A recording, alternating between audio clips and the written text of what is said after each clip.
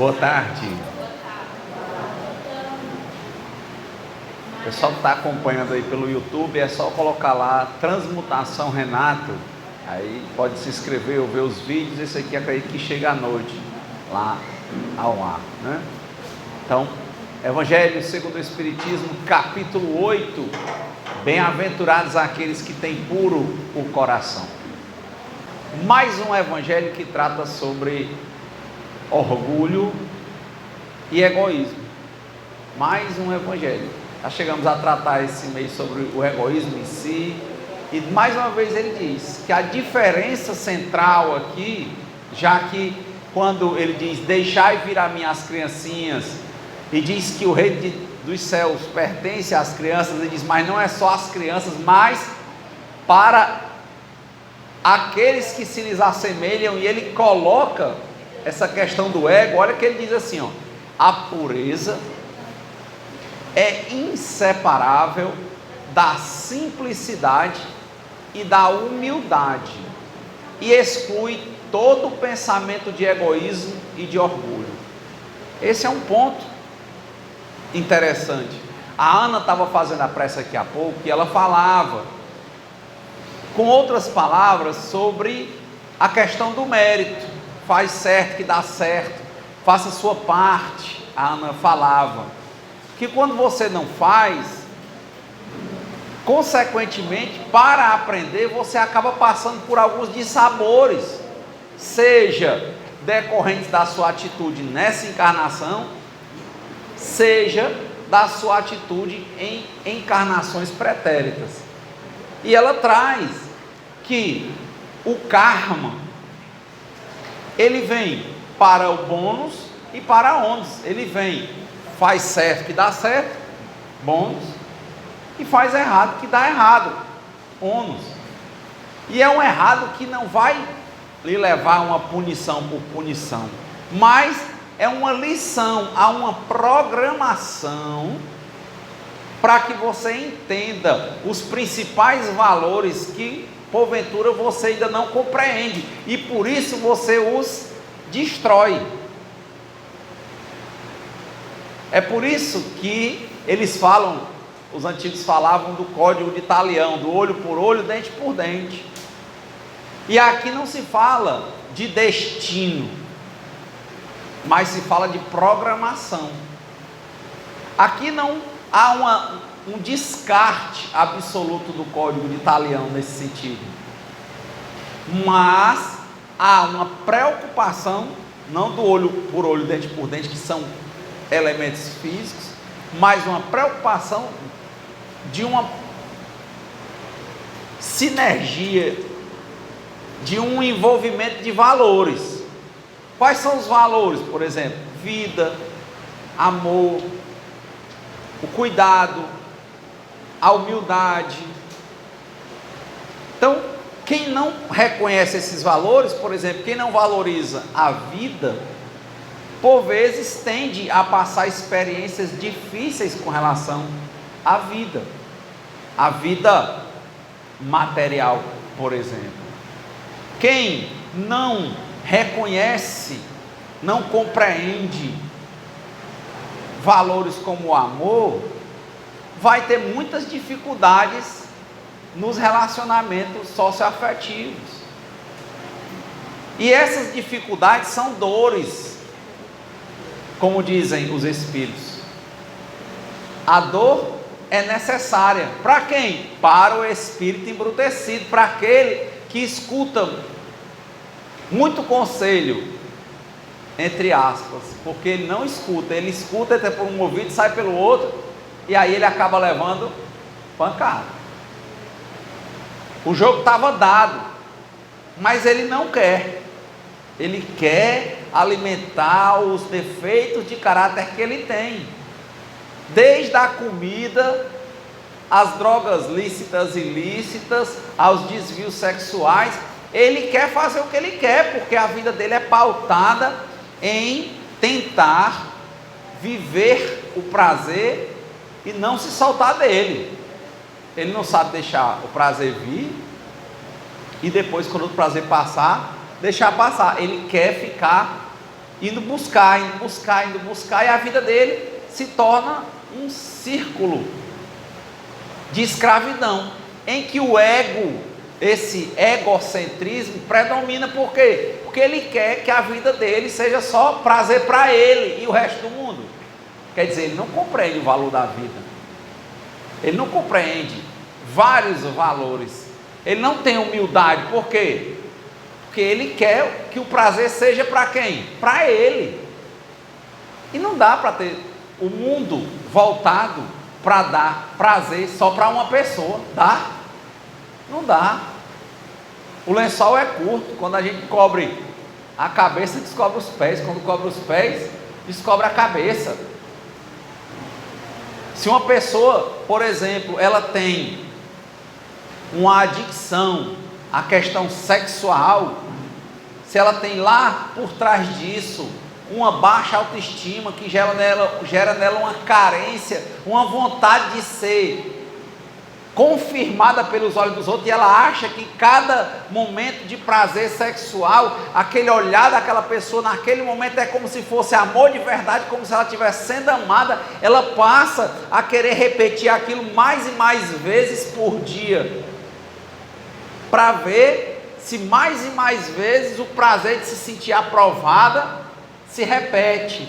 Uma baixa autoestima tão grande que ela acha que tem que estar sempre seduzindo e sempre conquistando. Não que ela queira formar laço, mas porque ela se alimenta do prazer de achar que alguém está interessado nela. Não quer nem entender se aquilo é algo permanente, se aquilo é algo mais sólido, se aquilo é algo efetivamente sentimental, afetivo, ou se aquilo é meramente físico. Mas ela se alimenta daquele pequeno prazer, além do prazer físico, mas principalmente daquele prazer, daquele conforto que dá de olhar para alguém, ver, se sentir desejado ou desejada. Então é aquele ego que quer viver sempre dessas coisas, é aquele pai ou mãe que mima o filho. Por quê? Porque ele não educa, ele não diz não quando é para dizer não e sim quando é para dizer sim. Ele faz tudo para agradar os outros. Às vezes ele diz não, por quê? Porque agrada o outro, porque ela deu não.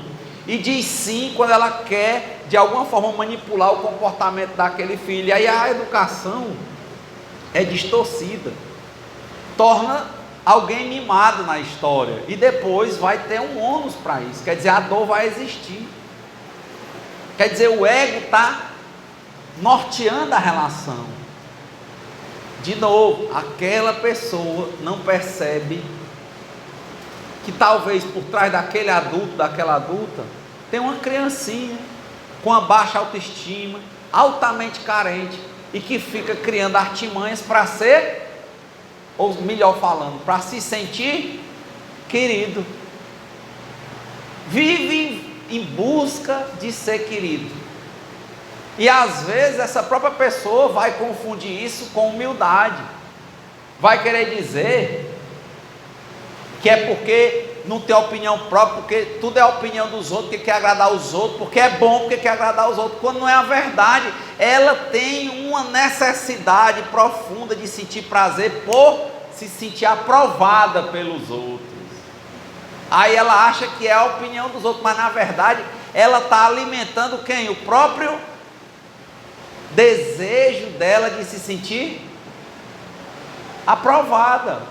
Ou seja, a vida dela não é uma vida singela, não é uma vida simples, não é uma vida que se vive, é uma vida cheia de manipulação, cheia de artimanha, cheia de sedução. Ela não sabe brincar por brincar, ela tem que brincar porque tem alguma coisa que ela quer em troca. Ela não sabe dar um bom dia porque é bom dar um bom dia para alguém, mas é porque ela quer ser vista como alguém educado, porque depois aquilo vai trazer algo em troca. Ou seja, ela não tem a pureza, a simplicidade de uma criança que gosta de brincar e é capaz de brincar, de simplesmente olhar um dia, de abraçar alguém, de ter uma certa singeleza e pureza no coração. Ela não é assim. Ela faz tudo para manipular os outros, manipula, quer manipular os pais, quer manipular os irmãos, quer manipular os amigos, quer manipular o chefe de trabalho. e vai querer manipular namorado, marido, amante, e aquilo vai dar errado, porque quem está querendo manipular é querendo prender a pessoa, usando de artifício. É uma prisão sem muros, mas é uma prisão, quer escravizar aquelas pessoas a dependerem dela. Essa é a manipulação. Por quê? Porque ela se alimenta da aprovação daquelas pessoas, da necessidade daquelas pessoas. Ela faz todo um jogo de manipulação para as pessoas dependerem dela, e passa o dia dizendo: ai, todo mundo só precisa de mim. Mas ela criou aquela rede, não por ingenuidade, criou a rede porque ela queria que as pessoas mostrassem para ela gratidão. Não era uma coisa pura, não era. É o ego constante, é a falta de humildade, aquela pessoa querendo manipular as pessoas, o mundo e quem sabe a Deus. E aí é o que Jesus está dizendo: é muito bom tratar com a criança, tratar com um ser que por um momento da vida traça uma relação com a gente, porque é uma relação. Se ela quer brincar, ela quer brincar. Ela não quer brincar contigo, porque se ela brincar contigo, tu vai ficar interessado nela para alguma coisa. Não, ela quer brincar. Ela não vai te dar um sorriso, porque com aquele sorriso pode ser que você, sendo uma pessoa importante, uma hora acha ela simpática e queira dar a ela um emprego ou uma coisa. Não, ela dá um sorriso porque ela achou uma coisa engraçada. Isso é uma pureza, é um livrar-se da manipulação. Estou falando difícil? Ou não existe esse negócio de manipulação? É uma escravidão, sabe? É tudo, a vida toda fica presa naquilo. Tem que ter aquele padrão de beleza, tem que, para o quê? Porque você se acha bonita? Porque você se ama? Não, para seduzir alguém, para querer algo em troca. É diferente. Não consegue estar no estado que o Krishnamurti fala, solidão como solitude, aquela solidão boa em que você é você mesmo, não é isolamento, mas na verdade você está toda hora com pensamentos, sempre pensando em manipular, isso cansa, e a sua vida torna-se uma não vida, algo extremamente artificial. Você não consegue parar e escutar alguém, você não consegue parar e brincar de verdade, você não consegue parar e fazer amor de verdade, não. Você está fazendo, querendo saber se o outro vai ficar com você, porque você está querendo manipular. Quer dizer, até o prazer quando vem, você não sabe usufruir. Na hora dele você fica estudando ele, para como é que você garante o amanhã, quando o futuro a Deus pertence e o presente é nosso. Por isso que os anônimos falam de um dia de cada vez, só por hoje, a cada 24 horas. É uma forma de se relacionar sem querer manipular. Mas como a manipulação é presente em nós, como nós queremos sempre negociar com todo mundo, ou se faz de poderoso ou poderosa para ver se atrai mais, ou se faz de auto-piedoso, né? Fica de coitadinho para ver se atrai por pena.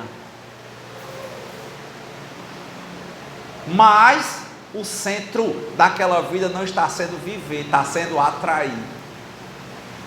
É toda hora fazendo propaganda. Ai, Renato, mas se eu sou uma pessoa que vive de propaganda, se eu trabalho, se eu não sei o quê, pois ao menos comece vendo que isso existe em você. Existe uma malícia, existe um quê de toda hora estar querendo manipular, querendo mostrar para conquistar, para escravizar. E como diz o Krishnamurti, quem escraviza Também é escravo, porque você se submete a ficar fazendo de tudo para aquela pessoa, ou aquelas pessoas, ou aquelas relações ficarem fazendo o que você quer. Você não tem vida. E a criança tem. Por isso que não tem importância quantos anos você tem, se você se acha bonito ou feio. A grande questão é amar aos outros como eu vos amei. Amar ao próximo como a si mesmo. Como é que você vai amar se você não quer enxergar que você tem uma baixa autoestima, que você não se ama e que vive num constante jogo com as pessoas, manipulando relações que muitas vezes não tinham nada a ver, está longe do trabalho, manipulação constante. E às vezes a própria nossa forma de falar com Deus na oração é sempre assim, é um jogo, é uma troca. Se o Senhor me der isso, eu lhe dou aquilo. Olha, eu sou bom, então o Senhor tem que fazer isso. Uma vez eu vi uma senhora que no velório do filho, ela era de uma determinada religião, e no velório do filho, que o filho dela morreu do coração muito jovem, ela gritou que como é que pode Deus fazer isso com ela? Ela era uma mulher boa, tirar o filho dela se ela era uma mulher boa. Aí fica pensando, será que ali, que não nos compete julgar mais, esse espelho para nós, será que ali ela estava sendo boa porque é bom ser bom, nos faz bem, estarmos bem, irradiar o bem porque a gente tem o bem dentro de nós, o que vai à boca é o que vem do nosso coração, ou porque a gente está querendo manipular a Deus, comprar uma vaga no céu?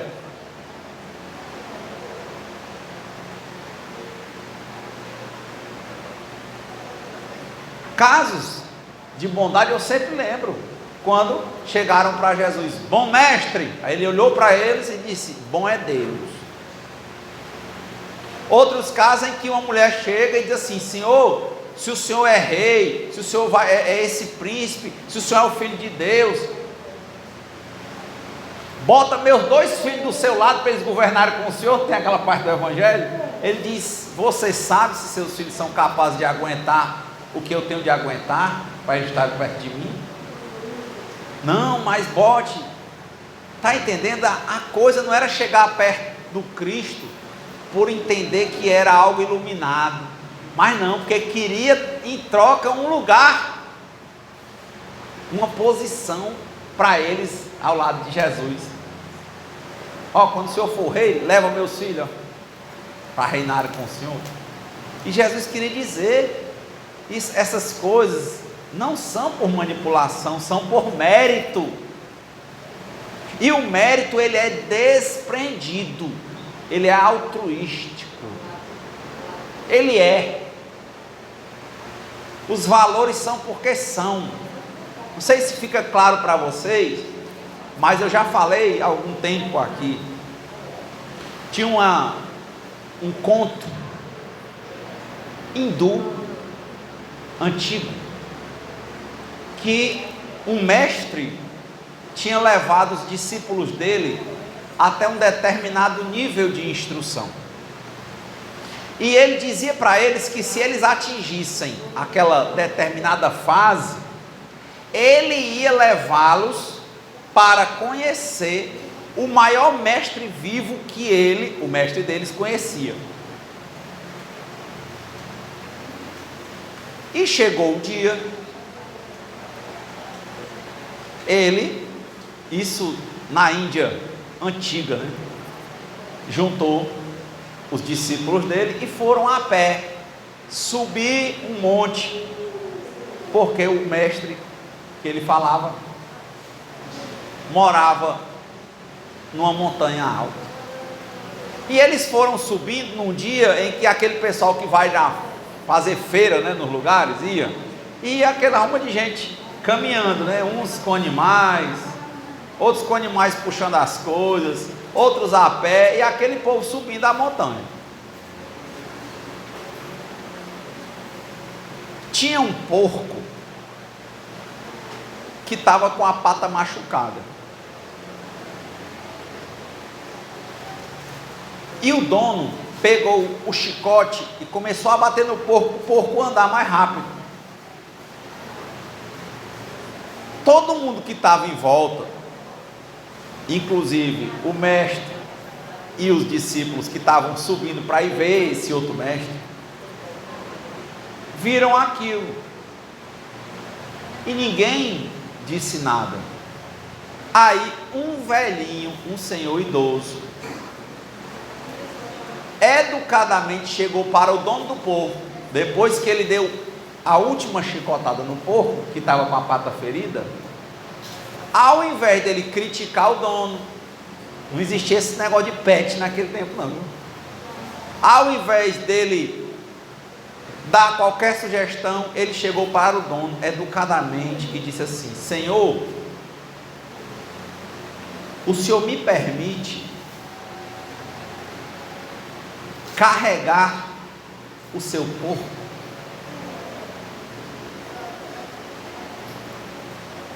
Ele, um idoso, em volta, cheio de jovens, inclusive um mestre e os seus discípulos espirituais.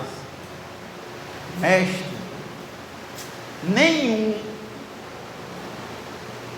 foi lá querer carregar o porco, ou falar com o homem que estava batendo no porco, mas um idoso, bem idoso, educadamente pediu ao dono para carregar o porco.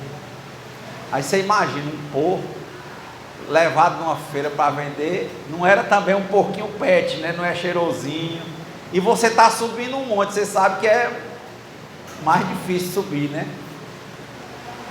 O homem olhou, não disse nada, pode levar, isso é só para levar. Ele botou o porquinho nas costas e saiu, subiu, levando o porco.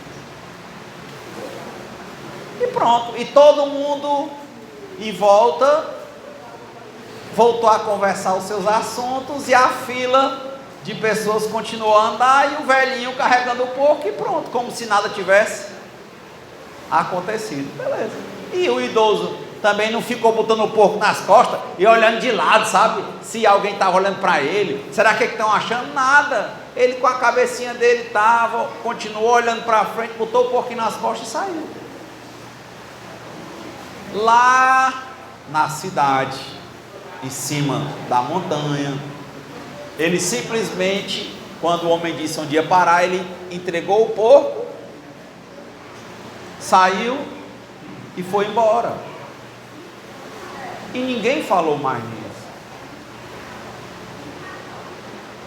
E aí o mestre, lembra a história? Era um mestre levando os discípulos para conhecer o maior mestre que eles sabiam que tinha na terra, o homem mais evoluído, mais iluminado.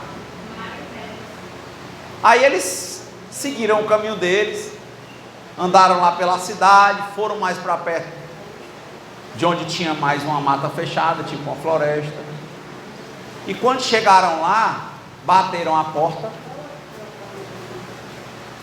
e pasmem, quem abriu a porta? Era o velhinho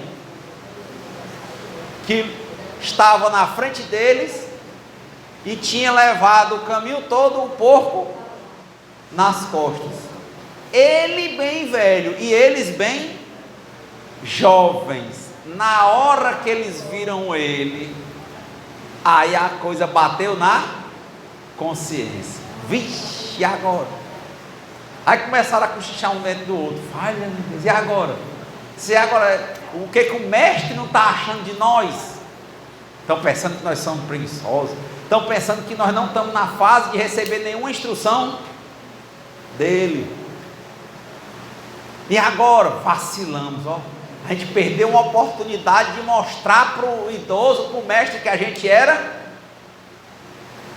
bom, né? E agora? O que ele vai dizer? Aí o mestre só fez, preparou o chá, preparou uma sopa, eles sentaram, foram apresentados pelo mestre deles para ele, conversaram algumas coisas, se despediram E no caminho, indo embora, eles iam com a cabeça, como diz aqui o Matuto, não sabia onde botar a cara. E ficaram pensando, será que ele não nos ensinou o que era para ensinar porque a gente se comportou mal? Mas por que ele não falou? Por que ele não deu uma lição para nós? Que a gente deveria ter cuidado daquele porco, ajudado, porque era um ser vivo, mas nós fomos indiferentes. Ou seja, se fosse para ganhar alguma coisa, eles tinham brigado para quê? Para carregar o porco. Como não era para ganhar nada e nem o porco era deles, não estavam nem aí. E inclusive não estavam nem aí se tinha um idoso mais frágil do que eles, carregando um porco todo sujo, mijando e defecando em cima dele, subindo um alto. Mas se eles soubessem que era o mestre, tinha sido tudo diferente. E aí ficaram altamente tristes. Eram para ter saído do encontro alegres e saíram do encontro tristes. E mais intrigados porque o mestre não falou nada, porque o normal é passar na cara e dizer, olha aí a lição, ó. Ele não disse nada. E aí, quando eles estavam muito calados, muito inquietos, o mestre deles também estava envergonhado, porque o mestre deles também não fez nada.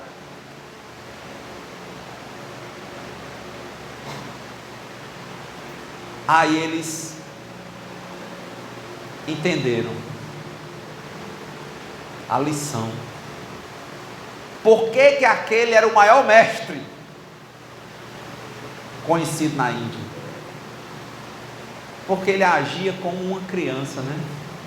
Ele fazia as coisas porque era o certo a fazer. Não importava se ele ia receber a nada em troca.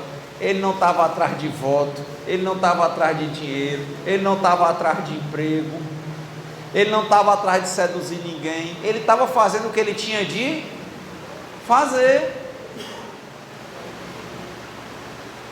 Esse é o que se assemelha a uma criança.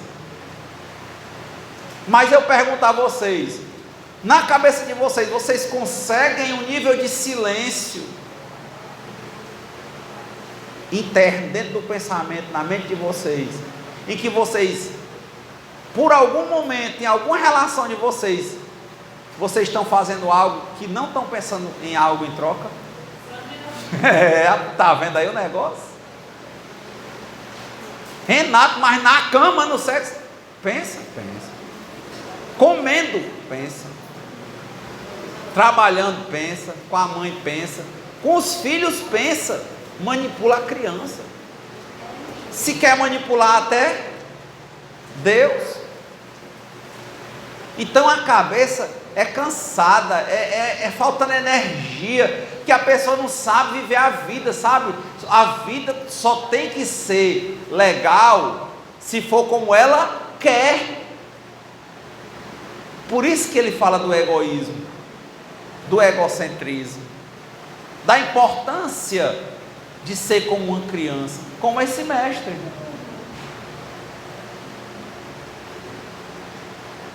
Porque quando diz o primeiro mandamento, por exemplo, amar a Deus sobre todas as coisas, quem ama, liberta. Será que nas nossas relações amorosas, físicas, com seres humanos, nós libertamos? Ou nós ficamos sempre tentando fazer algo, uma prisão para a pessoa ficar sempre devota a nós?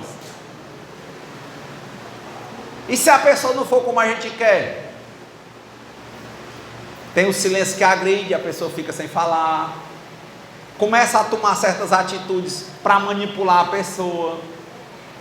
Que aí a música não era assim, eu vou matar, meu bem, daqui para frente eu vou matar você na unha, né? Manipulação. E a música começa assim, né? Era o forró, né? Amor desse jeito nesse mundo é coisa rara, ó. Amor. Manipulação. Por que a conversa hoje é afilanda? Porque é assim, ó, se eu não consigo te manipular, quando sair esse se libertar, eu vou tentar manipular outro. Ora, mas rapaz, o problema não é aquela pessoa, você não ama. Você tem uma carência, você nem se ama. Você se alimenta da aprovação de outra pessoa. Não porque você é bom para aquela pessoa, mas porque você, o seu ego, carece, se alimenta daquele prazer, daquele conforto que a aprovação daquela pessoa te dá. Aí quando sai uma, tanto faz ser uma pessoa como um cachorro, um elefante, uma girafa, você bota outro no lugar, porque você quer, é aquela sensação, e você se ilude dizendo que você quer amor. Não é. E aí de novo, o primeiro mandamento, amar a Deus sobre todas as coisas. Quem ama, eu disse, liberta. Você não liberta. Se a vida não acontece como você quer, você não liberta a Deus para Ele fazer a vida como Ele acha que deve, como Ele entende que vai ser melhor para você. Aí você fica com raiva de Deus, e ao mesmo tempo você fica em conflito, porque você pensa, como é que eu vou ficar com raiva de Deus? Vai que Deus existe mesmo e no final eu vou ser castigado, né? Aí fica com raiva de Deus, mas não diz para Deus que está com raiva dele. Aí fica inventando uma coisa ou outra, aí entra no remédio, vai começar as fugas. Fuga pela droga lícita do álcool, drogas ilícitas, relações doentias, sexo sem limite, sempre buscando uma dose mais de prazer. Ao invés de viver o prazer, deixar passar, viver os momentos de mais tranquilidade. Não, quer manipular a vida. E nessa brincadeira quer manipular Deus. Não aceita. Como é que você ama a Deus sobre todas as coisas e você não liberta a Deus? Você tem raiva porque Ele não faz as coisas como você quer. Está vendo? Ó? Que crianças somos nós, hein? Que queremos manipular todo mundo, até quem a gente acredita que conhece até os nossos pensamentos. A gente quer enganar Deus, porque a gente quer manipular.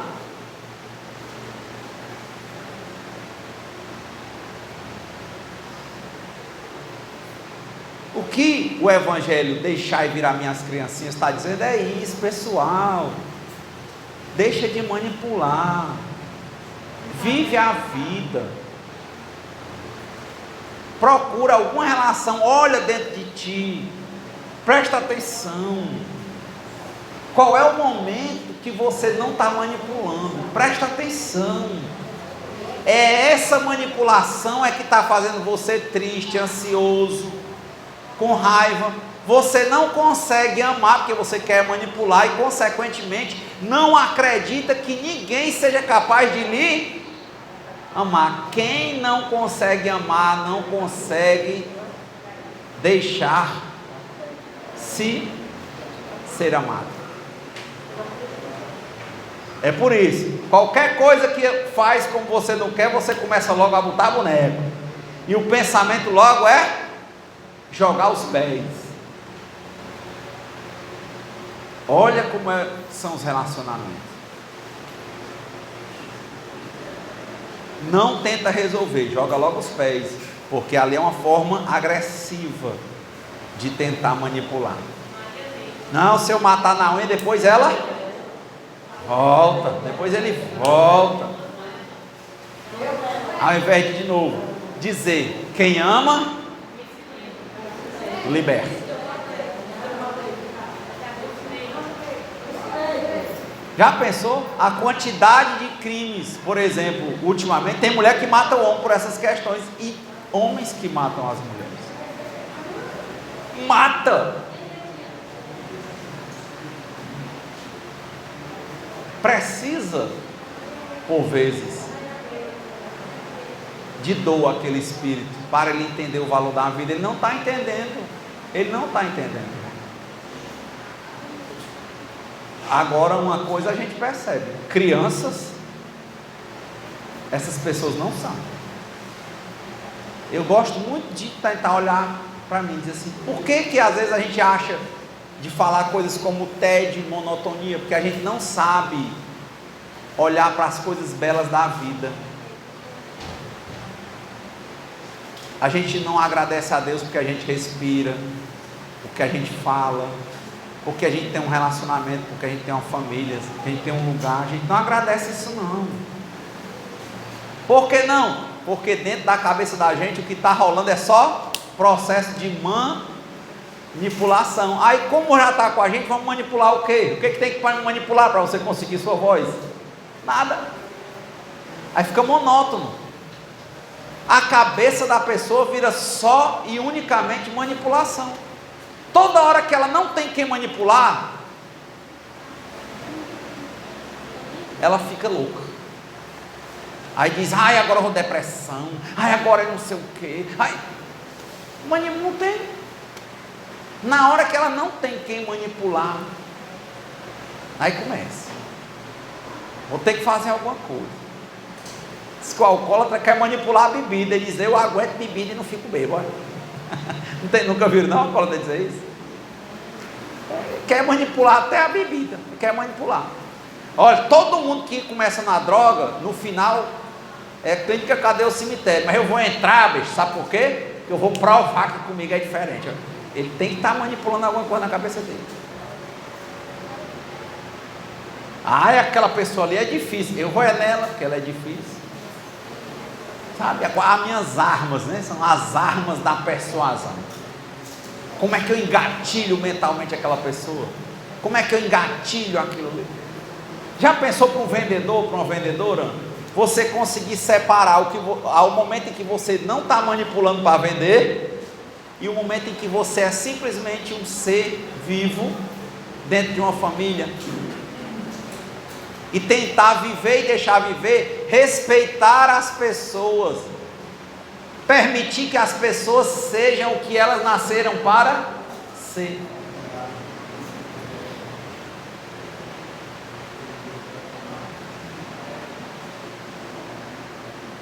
O momento de aceitação é difícil.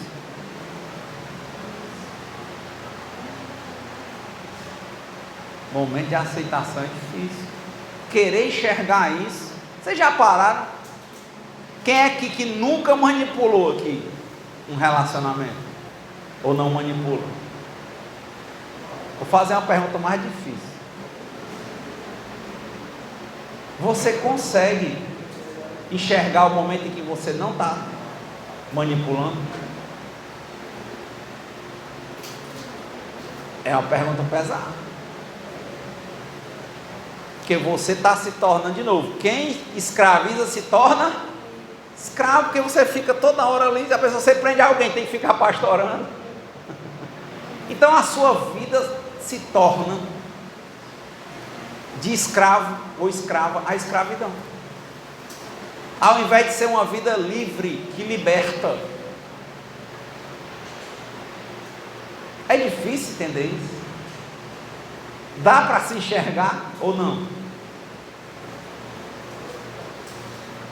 Tanta gente fala da vida do outro, da malícia do outro, mas quanto de manipulação, quantos por cento da nossa vida está sendo vida vivida, olhando, apreciando as coisas, amando, sentindo, agradecendo, e quanto da nossa vida está sendo única e exclusivamente manipulação de relacionamento, malícia.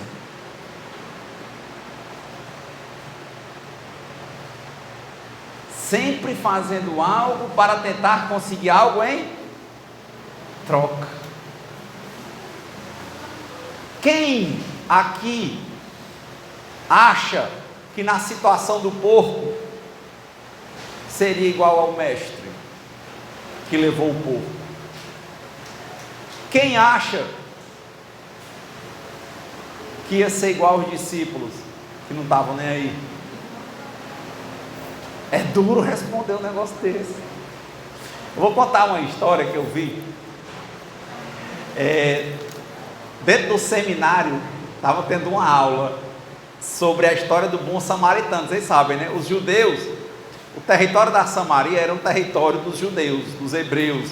ele foi tomado por muitos povos e misturaram muito, né, a raça. E os judeus entendiam que aquilo ali era povo impuro, era tudo primo, né, mas era impuro porque era misturado com outras raças. Então eles não passavam pela Samaria. Samaritano era um bicho nojento para eles, entendeu? Ele dava a volta. Jesus passa pela Samaria e tem a parábola do bom samaritano, é isso? O homem vinha no caminho, foi atacado por bandidos e ficou altamente ferido na estrada. Os judeus, ele era judeu, os judeus passaram por ele e cada um tinha uma coisa para fazer e ninguém fez nada. O ego deles foi para a vida deles e deixou a pessoa lá. E o samaritano, que era um homem também de negócio, tinha boas condições, passou por lá. Quando viu o homem na beira da estrada combalido, ele parou, pegou o homem, cuidou do homem, alimentou o homem, levou o homem para uma hospedaria, pagou a estadia do homem, disse para o dono da hospedaria que ele ficasse lá até a hora que ele precisasse, não disse nada e foi embora. Aí colocaram o pessoal que estava lá no seminário para comentar, né, essa história realmente, né, que não importa de onde a pessoa é, importa é a atitude que toma e tal. Consta que os professores lá do curso de teologia no seminário colocaram entre um prédio e outro do seminário um homem caído, todo ferido. Era uma encenação, mas eles não sabiam. Então eles receberam a aula num prédio e tinham que apresentar um seminário no outro prédio, entendeu? Iam obrigatoriamente ter que passar por esse homem caído. E aí eles passaram um tempão estudando sobre o bom samaritano. Cada um apresentou, né, assim, a aula, dizendo o que ele achava do bom samaritano. Aí disse: agora é a hora da prova. A prova de vocês é agora, digamos, agora vocês saem aí, vão lá para outra sala no outro prédio e vocês vão fazer a prova sobre o bom samaritano. Aí cada um estava tão focado em fazer a prova e passar na prova sobre o bom samaritano, que eles já tinham falado e comentado, que todos passaram e viram o homem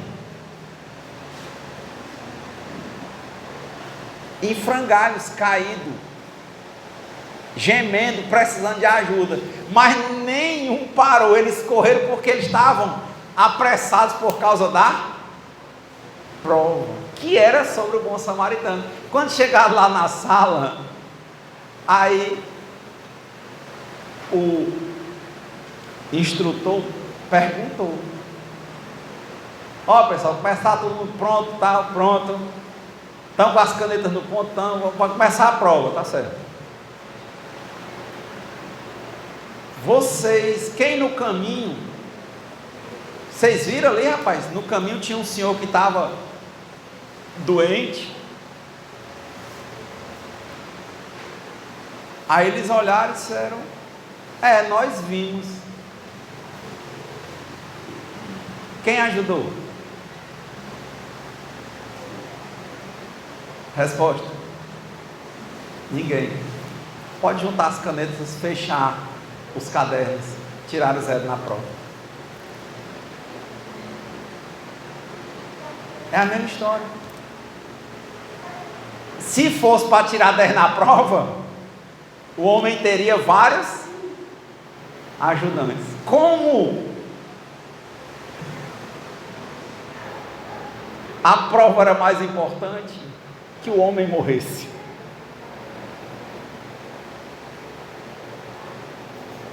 Se fosse uma criança capaz de chorar por coisas simples, capaz de se alegrar e de parar para olhar a beleza de uma simples flor que nasce no asfalto, teria tirado um 10. Está vendo? Se fosse para manipular, todo mundo fazia. Se for para fazer o certo porque é certo, sem ninguém estar vendo, sem receber nada em troca, ninguém faz. Por isso que é interessante. Deixai vir a minhas criancinhas.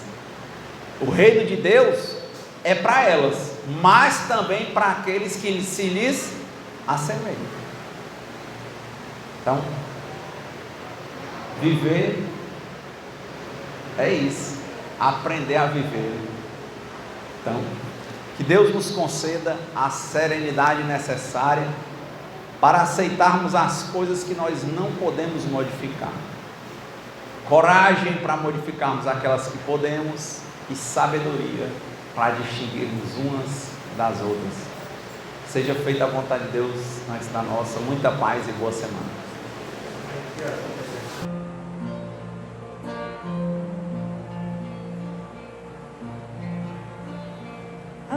Acredite, estou aqui, do teu lado estarei, venho consolar teu coração.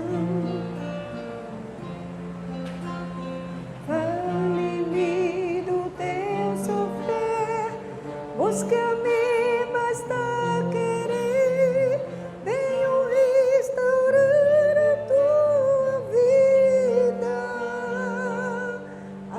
Aleluia, aleluia, aleluia, aleluia.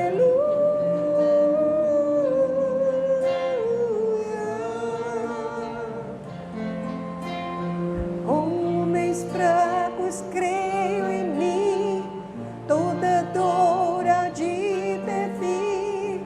Sou de Deus e trago a luz ao mundo. Todo pranto há de secar, a esperança vai brotar. Sinto minha presença em tua vida. Aleluia, aleluia, aleluia, aleluia.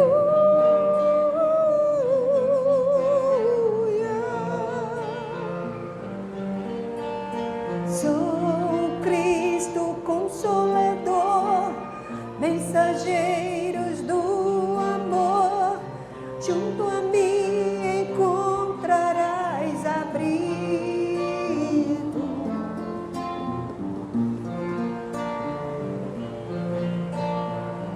Nas tormentas e na dor, não desista, lá és tu, trago a esperança em seu amor.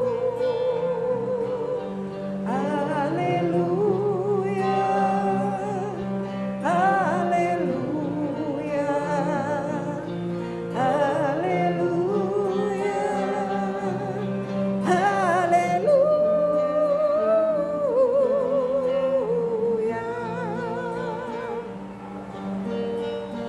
Todos num só coração, as nações se dando as mãos, somos todos